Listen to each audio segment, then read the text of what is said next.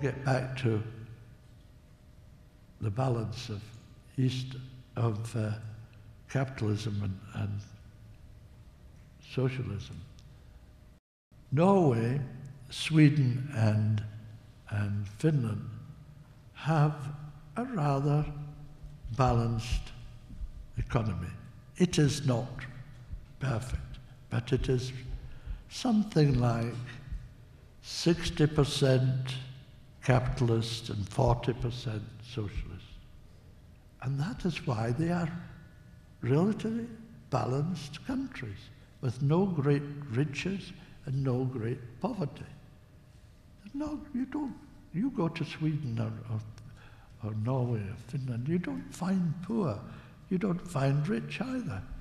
It is a balanced economy. People are happier and more creative in their lives than many in the great, powerful nations of the world. And these are small nations. And it's easier, I suppose, to bring about this balance. But the best balance, the perfect balance, according to the masters, is 30% capitalism, 30% capitalism to 70% socialism. You don't have to think of it in terms of capitalists and socialists. I'm only using these terms to,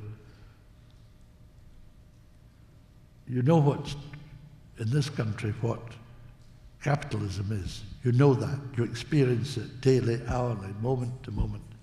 But you don't really understand what socialism is.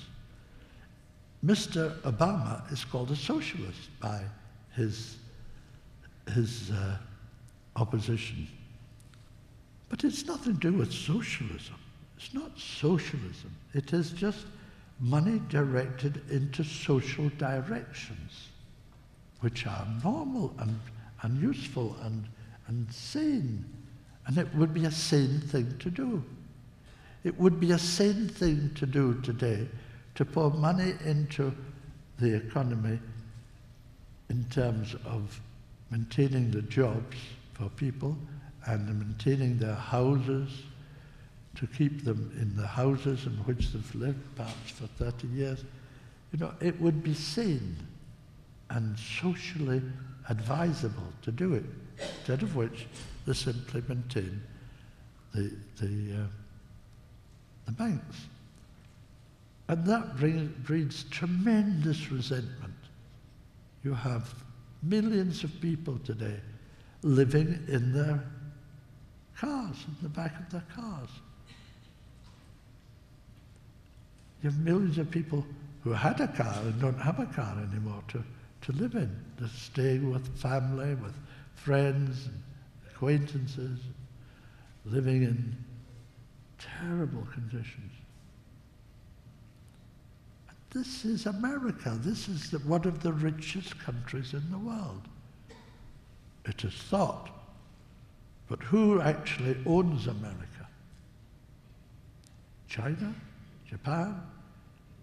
Over 50% of the American debt is owned by China and Japan. If they called on America to pay their debt bills, this country would be totally out of gear. It would be collapse. The dollar would be reduced to nothing. I don't think China is liable to do so, or Russia, or Japan, because they're based on the dollar themselves. And so their economy is also subject to the vagaries of the dollar. But when you come to the right balance, a balance of 30% capitalism to 70% socialism, the society is given the quality it needs to survive and to give to society what all need. And Maitreya says, everybody needs the same things. They need enough food, they need shelter, they need health care, and they need education. These are 4 absolutely essentials which all people everywhere, of every society, at every stage in life, need. And yet, there is no country in the world, not one, in which you have the ability to have all of these unless you have money. And you know, your government today has just fought and sort of won temporarily a little advance in the healthcare provision for 30 million people who lacked any kind of healthcare provision. I mean, it's nothing that he has been called upon to do, and yet he's called a socialist. It's not socialism. People in this country are afraid of the word socialism. Well, people in Russia are no longer afraid of imperialism or capitalism, or however you put it. They've accepted the whole potato. So what do? We learn to live together in peace. That's what we have to do. To live together in peace.